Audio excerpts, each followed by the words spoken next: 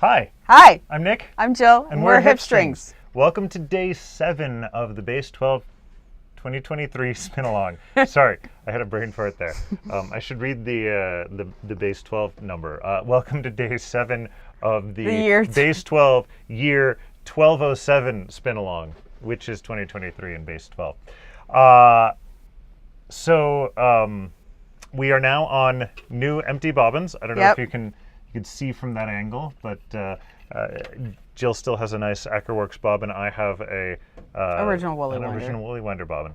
But I have yet to thread my my orifice. So we're using one of Jill's new inventions that we call the zip threader because it is so easy. Actually, you know what? I'm going to do something crazy. I'm going to go ahead through like all that's what it's built for. The holes. It's for wheels that have complicated paths for threading. I designed it for my Dayless Falcon so that you can take the loop all the way to and then just pull through it all to get it all in one fell swoop. Yeah. And I brought these to the Dayless retreat this past year, but I do have intentions to make more and put them in the shop. They work for all sorts of wheels. Okay, so good. I'm just making sure since nobody said anything yet. I was worried that usually we get greetings. Mistake. Okay. So but day 7. What day? So now we are moving from warm colors to cool colors. If you're going in order. Oh, I actually rolled a 7. Oh. No, I already did a 7 before. You did 7 over the weekend? No, I don't know if I did it over the weekend, but okay. I did it on another day. So this is my first re-roll day, and it's not going well. I rolled a 3, which I've already done. All right. Oh wait, no, I almost didn't do my conversions. I rolled a double digit. Actually, by the way, says what the what? I need that. Presumably about the zip threader. I hope so. Stephanie says hello. Jean said she thought she was late. Good evening, Diane. Might have been just me, but my video started weird. Okay, but hopefully it's good now. And oh my God, you're already started. Well, I'm trying to get my tension so it actually works. Paula says hi. Ashley says so hello also. And Diane says love the orifice gadget. So yeah, I should definitely bring home supplies to make some. Yeah. It's one of those things where it's like they're new. We haven't. Jill getting things on the website has been a struggle this year. Nick did a whole bunch of photography for me, and I was still putting up stuff today. There's fiber in my beer. There's fiber everywhere. Okay, so I should talk about the fiber for today. It's Rocky Shores. Which is a member of the Flora and Fauna collection. It is a merino, 50% merino, 25% Shetland wool, 12.5% Tussa silk, 12.5% mulberry silk. So so it's the same fiber content as Autumn Beauty. And also Canopy in the shop is the same fiber content. But very, very different colors. Mm-hmm. Okay.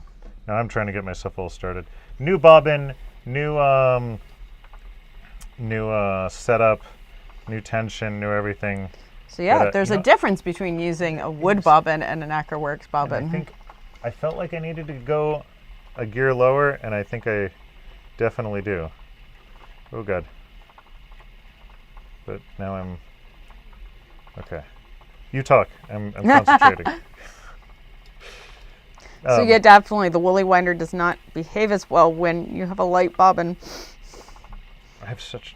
And you have a heavier bobbin now, so really like the tension and take up is all changed. Okay. Yeah. No, everything has changed about everything that I'm doing here. Which is all you've done is switch out a bobbin. All I did was switch out a bobbin, and that's part of the big reason for having a control card. So I'm gonna continue to spin for a little bit. But not too far, and then I'm going to go ahead and check my reps per inch, which by eye I think I'm doing pretty well to be the same. Maybe a little bit thick. Yeah, I'm going to check too.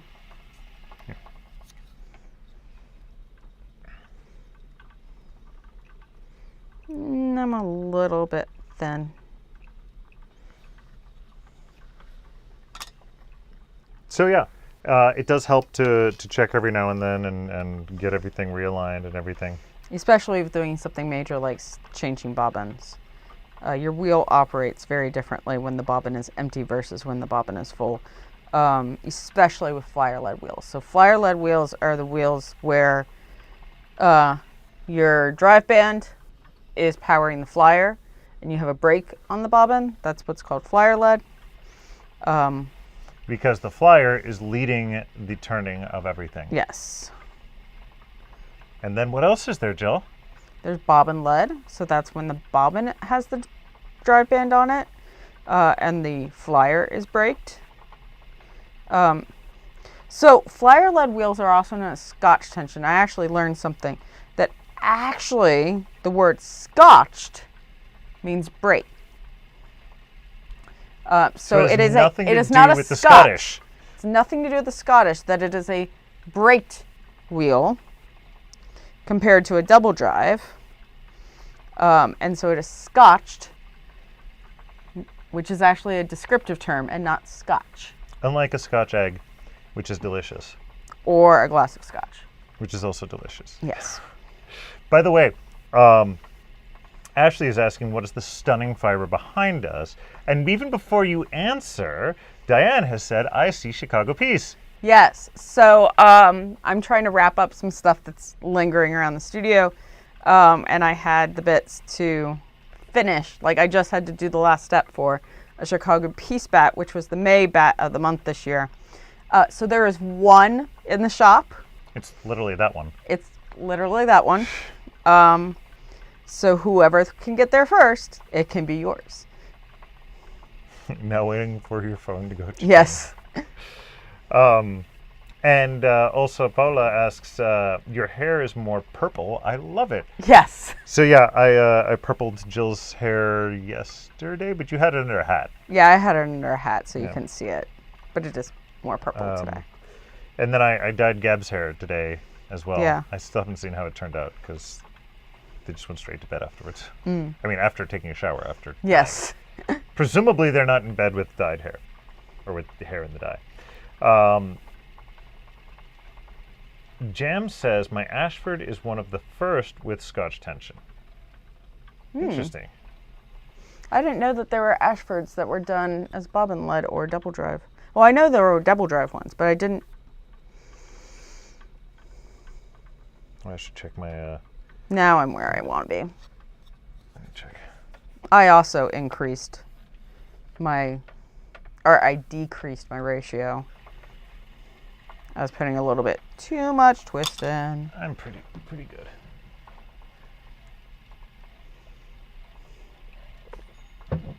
Ta-da! There's the jing. There's the ding. Shall we double check and make sure? Yes, you should do something so you are no longer spinning and I can Haha. get ahead of you. Yep, Emily took it. All right, well, sorry to everyone else, but thank you, Emily. And Jam noted that their wheel is mid-70s. Ah. Emily says, oh, that's so interesting, Scotch versus Scotched. Thank you.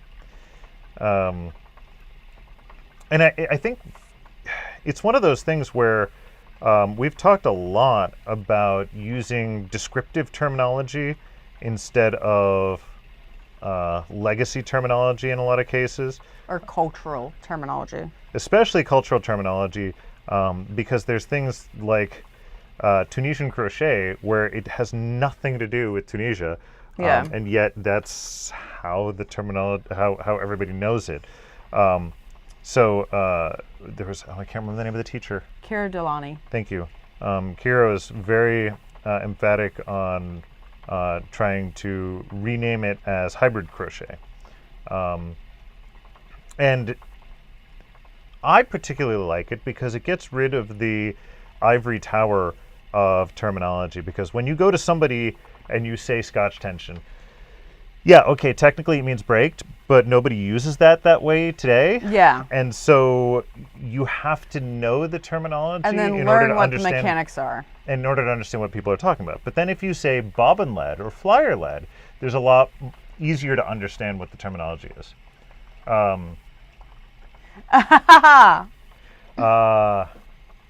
Emily's been waiting on something to pique her interest to go along with her fiber for class so she could get free shipping. So Emily says, sorry, I was looking earlier to find something to go with my Winterfest class kit to get free shipping. And hashtag loophole for Jillian's 100-day stash down. Yeah. Jillian's in the midst of leading a 100-day stash down. But you get loopholes. If things meet certain requirements that you set out ahead of time, then you have permission to buy. It doesn't. But you get a limited number of loopholes. Oh, okay. I was going to say, like, some people I know are masters at executing loopholes. Yeah. By the way, Jam is adding to that cultural terminology, noting Peruvian ball instead of wrist winding. Yeah, and then around here, it's called Navajo plying. Yeah. Sometimes. Or no, I think she might be talking about bracelet Yeah. plying. Which is that Andean sometimes? I don't know. Yeah. I've heard Navajo. I've heard Andean. Which again. Navajo's chain plying, which Okay. is making a 3-ply from a single by Okay. doing a giant crochet chain. And this is why I don't like non-descriptive terms. Andean plying is the what we have started calling bracelet plying. Okay. Yeah. So yeah, it's perfect to start to learn, and it's much more inclusive when you start using these other terminologies. We really like it. So I will encourage everybody. I mean, especially even to the standpoint of our middle child was studying for a biology test, and the amount of random terminology that goes with cell division. I still can't get my I was studying with him to help him learn, and I still can't remember telophase. I'm a trained biologist, so I'm used to lots of jargon. Telophase, anaphase, metaphase, prometaphase. Oh, you're not getting them in order. You I have know, to do them it's in order. terrible. There's supposed to be It's there's prophase, prometaphase, metaphase, anaphase, telophase, interphase. Yeah, and none of those words describe about what's going on. But yeah, so I like descriptive terms. Electrical engineering is similarly guilty for purposefully confusing terminology, like dielectric constant versus dielectric breakdown voltage, which is a little bit more descriptive, but not much. Stephanie, by the way, says, try describing the difference between a cookie, a petit four, and a mignardise? Mignardise? Mignardise? Sure, I'll go with what you said. I can't even describe the way the last one is said, so yeah, exactly. Jam says, just in the process of washing some Polworth. Do you use it? I do. I love Polworth. I have some fine Polworth that I've been dyeing. I also have an organic Polworth silk in the shop. So what's somebody great? gave me some Polworth fleece I need to play with. What's great about Polworth? So Polworth is a breed that was developed from crossing. So the lineage is 3/4 Merino, 1/4 Lincoln. Lincoln is a long wool. It's a very shiny, durable fiber, very strong, and so Polworth has a lot of the softness from Merino, the same kind of like crimp, but it's a lot stronger. It doesn't pill as easily. It has a little bit of luster to it, so it dyes nicer.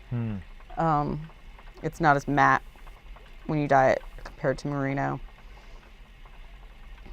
Like, I personally think kind of the sweet spot wools, my favorites, are like Targhee and Rambouillet and Polworth as all-purpose wools. Well, you are a hipster. It's in the name of your shop. Yep. I'm going to skip around a little bit here. Jem says the staples on their fleece are about 2 inches. That's fairly short. Usually Polworth's closer to 3.5, 3 to 4. And then jumping back to and thankfully Stephanie spelled it out here. Mignardaise. You got it right. Well, now we know what Stephanie needs to make us next Mignardaise, time yeah. she sees us. And when Ashley asked, what is a mignardaise, Stephanie says, deliberately fanciful terminology for the purpose of being confusing. They're all terms from basically a small soft cake. And now everybody wants cake, thanks to Stephanie. And also, yeah, now I really need cake. I'm going to ask... You haven't made your cranberry pound cake I haven't yet. made the cranberry pound cake. That is something I will have to do. I will have to remedy that. Nick is a very excellent baker. Maybe I'll do that for my employees. Yes, bring them in a cranberry pound cake. Yeah, I can do that in the morning. That's a breakfast thing. It takes like an hour to cook. Does it? I Yeah. don't know. I always do it Saturday mornings, so Yeah. time doesn't exist on Saturday mornings. No, pound cake takes a while to cook. Where was I? Going through the chat. Oh, I was gonna say. Then there's the ever important question from Cookie Monster of why do we bake cookies but we cook bacon? Oh. Yeah. See, Some people just- bake bacon. some people do bake bacon, and there are recipes to cook cookies. Yes, I have skillet cookies that are a Yeah. family recipe that are cooked, not baked. Yes, Emily, the cranberry pound cake is lovely. It's actually a modification. So Alton Brown, who I absolutely attribute to me having any concept of being able to cook or bake or anything, has a cookbook, which is, he's got a bunch of them, but there's one specifically that's about cooking for various times of the day. And he has a blueberry pound cake for breakfast. And I don't know why. I just decided that I was going to do it with cranberry one day, and it was fantastic. So you get some nice fresh cranberries, which are easy to get around. I think we this had time of year. leftover cranberries, fresh cranberries. Is that what we had? It was just, Yeah. we had leftover cranberries, no blueberries. I Yeah. was like, screw it, I'll mix it together, see what Yeah. happens. It's just, worst case scenario, I waste But a I pound like of butter. the cranberries better than blueberries. Yeah, because you get this nice sharp acidity. If you can get nice, good, fresh, acidic blueberries, then it works pretty well. But the cranberries are guaranteed to have a nice flavor to it. And Amy is baking tomorrow and Thursday, cookies and coffee cake. Excellent. Yeah, it's the baking season.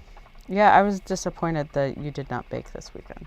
You told me to rest, so I worked on also the told you kitchen to instead. bake as resting because you do enjoy baking do as a enjoy form of baking. rest. I do enjoy baking. Instead, you finished the kitchen. Instead, I finished the kitchen, which, there's still one more thing to do. The thing that nobody will notice. Well, there's two more things to do. Somebody will notice if I don't seal the grout. Eventually. Maybe.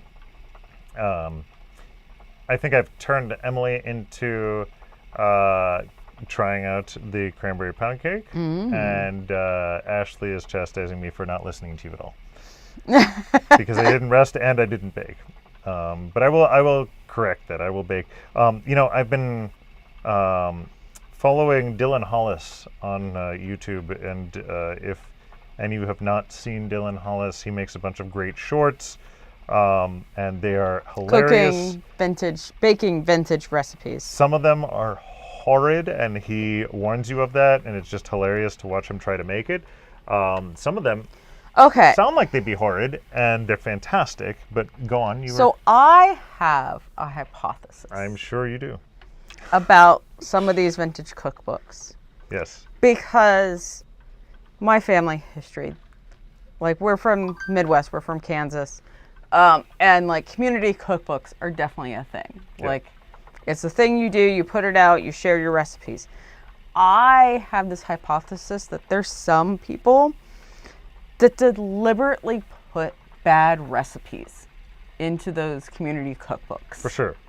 But why, Jill? To troll their neighbors. Or to make sure that their cookies are always the best. And oh my God, you followed my recipe, but it didn't turn out the same. Must be because I'm better than you. Yes. My own mother refused to share this one ginger cookie recipe to my sister for the longest time until she got married, because her now husband loved them so much.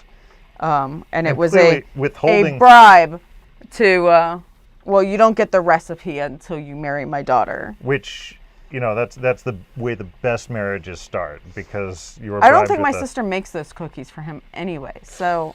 Oh. I think my mom still makes those for him. Nice. Yeah, he still gets the cookies.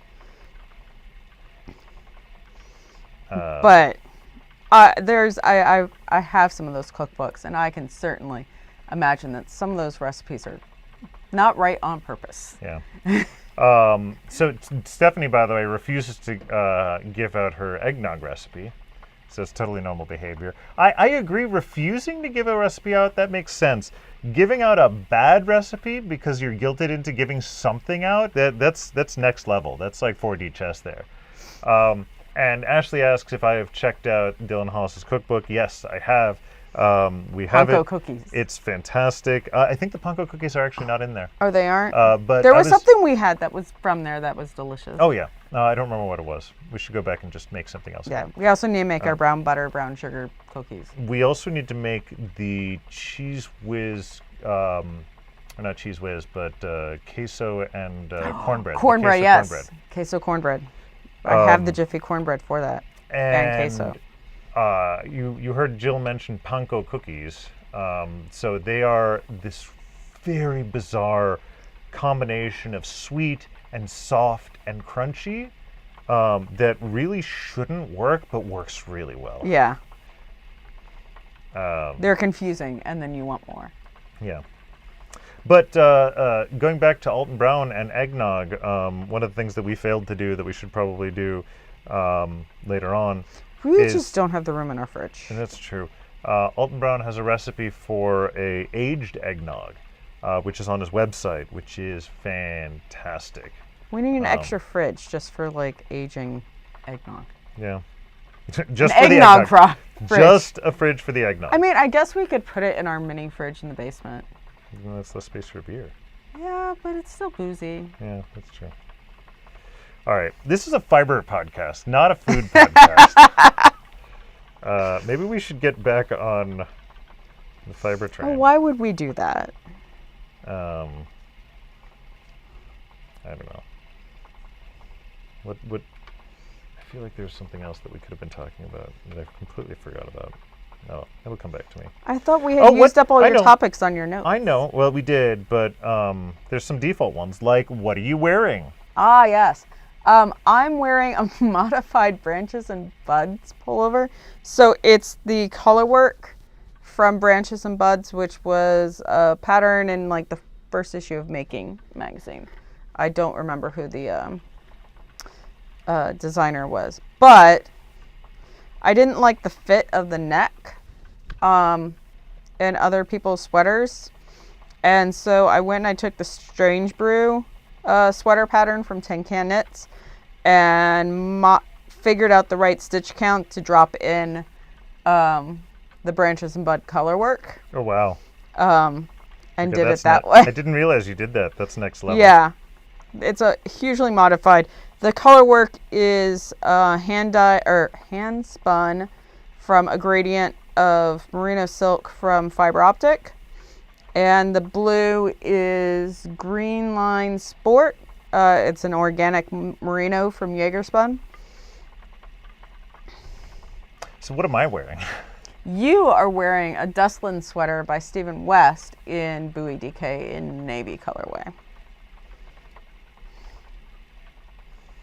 That's a much shorter story. Yeah. I'm actually really surprised that this is a Stephen West sweater. It seems very muted from a design standpoint. It's a heart back to his more textural stuff where it's not so much about color and. Yep. And Bowie is a really good base for. But Bowie is a perfect yarn substitute for the yarn that's called for that pattern. It's a pattern that calls for 5.5 stitches to the inch. So you could either use Bowie DK or Targhee Sport for that sweater. I'm afraid I may have underspun these singles. I was not paying attention. No, I think I'm doing okay. Okay. By the way, Amy had noted, I'm still ISO, a chocolate chip special K cookie a field hockey teammate's mom made me 35 years ago. An ISO. Oh, in search of. Okay, I'm still in search of a chocolate chip special K cookie.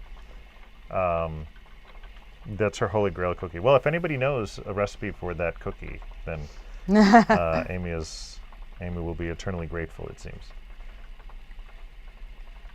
I can imagine that a special K cookie would be very similar to a panko cookie. Yeah, I can imagine that. A cornflake cookie. Yeah. Well, that's probably a good way to make a gluten-free version for you. That would be. Special K since it's corn. Yeah. What's the binder in that cookie? Egg.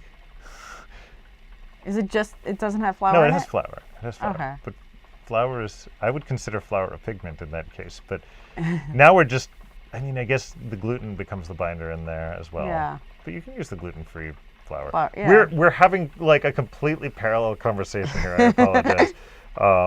Since I worked at a paint company for a while, thinking of baking ingredients in pigment and binder when some of your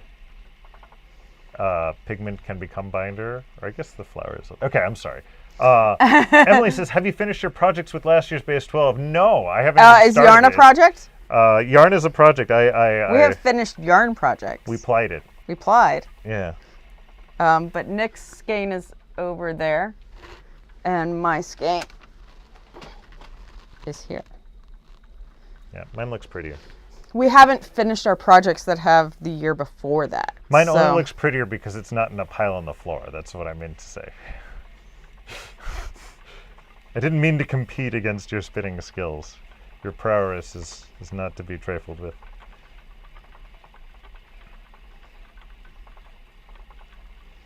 Although. What? Oh, you're going to finish before me tonight. Are you sure? I don't know. Yeah, I think We're so. pretty close. We are close, but...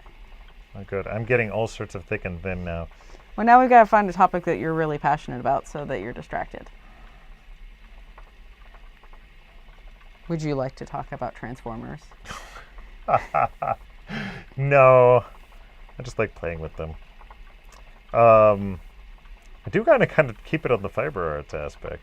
So is there anything else that you want to say about different types of drive mechanisms going all the way back? I have opinions. My favorite is double drive because double drive is a self-regulating mechanism, so the amount of twist and the uptake is more consistent throughout the entire bobbin. My issue with double drive in general is I don't understand it well, because it seems wrong that they're slipping from both sides, or if there's not slipping from both sides. Well, your wheel is changed. So when you're in twist lock, so when it's entering twist into your fiber and it's not being pulled in, that's twist lock. For double drive, when you're in twist lock, it is a flyer led wheel. So the drive band is slipping on the bobbin and it has tension on the flyer. So that is why usually your whirl that's on the bobbin needs to be smaller than the pulley that's for the flyer. See, you tricked me. Yeah, I did. And then I found like some wet black stuff on my fingers that I don't know where it came from. Probably some grease, I think, there. Yeah, that's exactly right. But then Lube when wheels, you everybody. release that tension, then the drive band slips on the pulley for the flyer, and you get tension on the bobbin, and your wheel becomes bobbin led for winding on. So that's why for double drive, your bobbin gets wound on in the same direction as you're spinning, but if you are operating flyer led, it gets wound on in the opposite direction. So, and there's a lot of interesting details in that, but before we dig into it, Amber asks for clarification, what is twist lock? So, twist lock, if you think about the wheel itself and not your actual fiber, and correct me if I'm going in the wrong direction here. But twist lock is the situation where because you are not feeding the fiber, Yes. part of the mechanism is locked and not spinning. The bobbin and the flyer are spinning yes. at the same Okay. speed. Yeah. Okay, so they are locked together. Yes. Right, and that's where the twist lock is. You are adding twist because they are locked Because it is together. always the rotation of your bobbin that is adding twist to your fiber. And that's where things start to get really interesting. We need to start having diagrams. Yes. No, this is not Bud Light, Kayla asked. This is Old Man Winter. Another Southern Tier, which right? is another Southern Tier beer. But I can tell it does look a little bit Bud Lighty from the bottle. Leah says, I'm spinning on my matchless that is set up for double drive. I love my double drive wheels. Yeah, everybody that I've ever encountered that has had the courage to set something up in double drive has loved it. No, I know some people who have tried double drive and they much prefer flyer lead. And what is their reason for it? It's easier to adjust. Okay. Double drives, you are often to the mercy of the physics of that particular wheel in terms of take-up. Like, it has very narrow adjustments, Okay. whereas flyer lead has very wide adjustments that you can make to stuff like take-up. Double drive to alter take-up, like, you're talking about changes in the design of the shape of the pulley grooves. And like how thick your drive band is, and what the drive band material is. Yeah. And as we know, the bobbin itself has such a big impact, and I've got fiber everywhere too. The bobbin has such an impact too, so if you go to a heavier or lighter bobbin, that Right, should like impact whether or things not as you well. have a rim-weighted wheel, what your drive wheel's made out of. So like double drive wheels are not generally as all-purpose as a flyer lead wheel. I mean, so it sounds like you almost have to match up your wheel to your fiber in the case of a double drive. Yes. So that's an excellent excuse to have multiple wheels. It is. So That's my excuse for having multiple wheels. None of my wheels, like I have some wheels that will do mostly everything pretty decently, but they're not the best at some things. They're not the best at certain extremes. And so the other wheels I have are really good at those extremes, but they're not great for like all-purpose spinning. On the other hand, I love my Suzy, and it's what I use for Madricrafts are everything. really, really flexible wheels, and with all the different accessories you can get for flyers and high-speed head and overdrive head and all that stuff. If I had to be down to just one wheel, it would be a Madricraft. It would be my Aura. Which is why you're doing this on the show. Yes. Leah, by the way, says, I know people who have set up their mattress in Scotch tension. Blasphemy. And Donna says, I learned on double drive, but I prefer my Lendrum that I purchased a little over a year ago. Easier to adjust. Yeah, exactly like you're saying, right? So it seems like double drive is more It's very specialty. finicky. Some of us like being very particular. It's like a high-end vehicle where Yes. they're great for driving on A racetrack, but you wouldn't take it off-road. Yeah. And I skillfully skipped over Stephanie's comment that when we were asking for a topic that I'm passionate about, she said MLP. For those of you that don't know, MLP stands for My Little Pony, and I will talk your ear off on it. I mean, Friendship is Magic is a wonderful show. It is. And you did have a couple of fiber colorways based off of My Little Pony. Yes. Like Unicorn in the Library was Twilight Sparkle. Yeah. So, but that's for another show. Thank you very much for joining us. I've got to remind myself of the dead joke for today. So why can't your hand be 12 inches long? Because then it would be a foot. Yes. I'm glad you got that one. That was good. Mm-hmm. Thank you for joining us tonight, and we will see you tomorrow. See ya. Have a good night. Bye-bye. Good night.